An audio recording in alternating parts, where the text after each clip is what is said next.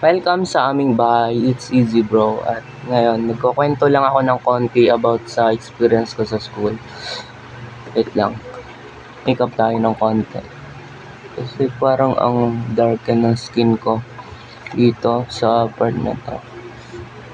Yung lightening kasi talaga pinapapangit yung itsura ko in photo. Kaya kailangan ko talagang mag-makeup. May mga part kasi ng skin ko na medyo maitim, tapos pag sinat mo sa madilim, mas lalong umiitim. So yan, pangit tingnan.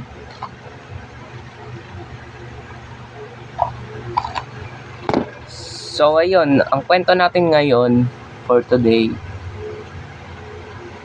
guys muna tayo ng konti. Yeah.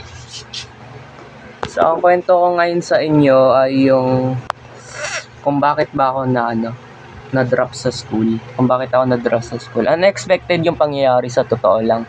Ganito kasi yan. Nung pumasok ako sa school, mga November yon last year pa ata.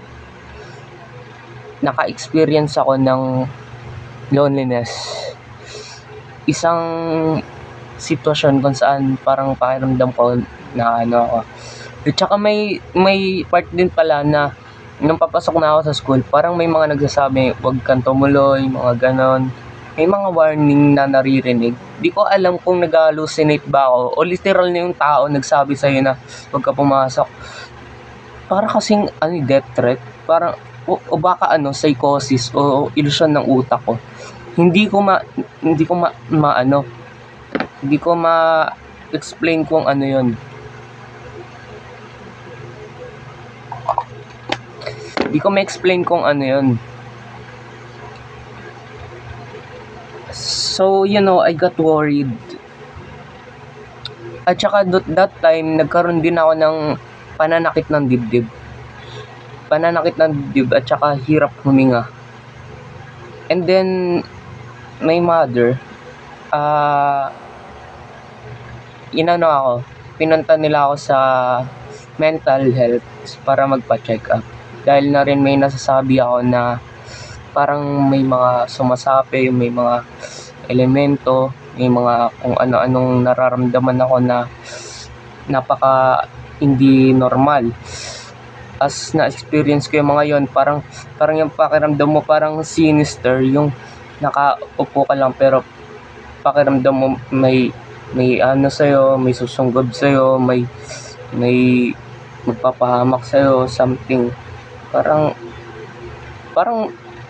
real life horror siya na nangyayari sa'yo mismo, sa loob ng sistema mo mismo, sa pananaw mo, sa point of view mo, nangyari yung real life horror na ghostly effect, chill vibe, and then parang tinatakot mo yung sarili mo, yung thoughts mo, incredibly maling mag-isip, nakakatakot mag-isip yung thoughts mo, parang nakakita ng mga violence, mga nakakatakot na bagay nakikita niya, parang Final Destination ang datingan parang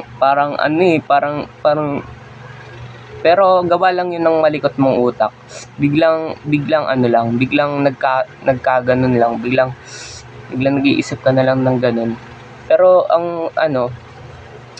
ang findings nila, schizophrenia daw yun, at saka depression na rin. Kasi yung depression parang nalo-lonely ka, then pakiramdam mo sobrang lungkot mo, psychosis, schizophrenia, at saka depression. Tatlo yun. Yung psychosis naman, parang may mga bumubulong, mga nagsasalita, mga visual hallucination, auditory hallucination, parang ganun siya. And then yung schizophrenia, parang yung utak mo nagdi-delusion siya, nag-i-imagine ng mga bagay na hindi totoo at super real na siya, parang ginagawa ng reality ng utak mo yung mga thoughts na yon. And then naapektuhan na yung pag-function mo sa pang-araw-araw dahil iniisip mo na parang may papatay talaga sa'yo. And then, parang ang creepy lang.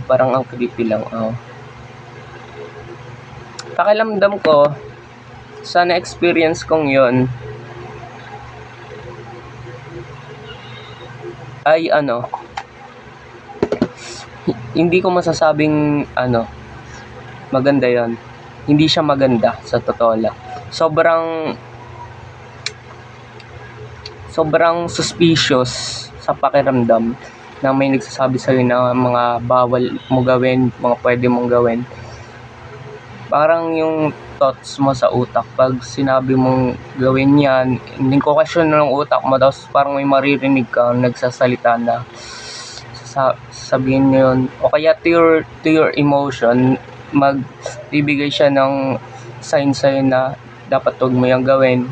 Parang dinidiktahan na yung utak mo ng unknown na spirito o elemento. Kala ko nga na sanay ba na ako ng masamang spirit Panay dasal ako, and then sumusubo ako ng iba pang mga nag-aral na rin ako ng spell book sa YouTube. Pero at end na-find talaga na schizophrenia talaga yung And then ngayon nasa process ako ng healing sa mental problem na yon. At unti-unti na akong gumagaling ngayon at nawawala na rin sa depression. Hindi na ako malungkot dahil umiinom ako ng sertraline, H2 receptor ata yung pinapataas nun. Yung serotonin pinapataas nun. Yung melatonin pampatulog, yung serotonin happy hormone, and pampaano siya, happiness, ganun. At yun, at dahil balance ng mga chemical ko sa pag-iisip, wala nang hallucination at hindi na ako nag-hallucinate. Pero tuloy-tuloy pa rin yung gamutan namin. So, yun yung reason kung bakit na-drop ako sa school. Sobrang nakakalungkot na kwento. At dahil naranasan ko rin yung mga kulam-kulam, parang kinukulam ako. Nagpa-albularyo pa kami sa totoo lang. Para lang malaman kung totoo ba. Pero, ang hula ko lang sa mga albularyo, parang sinatsambahan lang nila, tapos may sasabihin sila pero hindi naman totoo. Depende sa kung ano mag-form pag sinunog nila yung kandila. Pakiramdam ko hindi totoo yung albularyo. So yun lang mga na-experience ko this year lang sa mga mental problems na pinagdaanan ko dito sa aking maliit na buhay.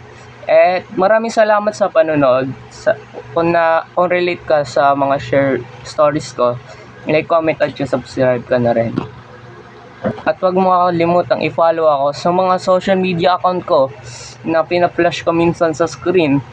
So maraming salamat sa panonood. At ayun ang mga nangyari sa akin sa loob ng taon na yun. So yeah, see ya to my next video and goodbye, babush.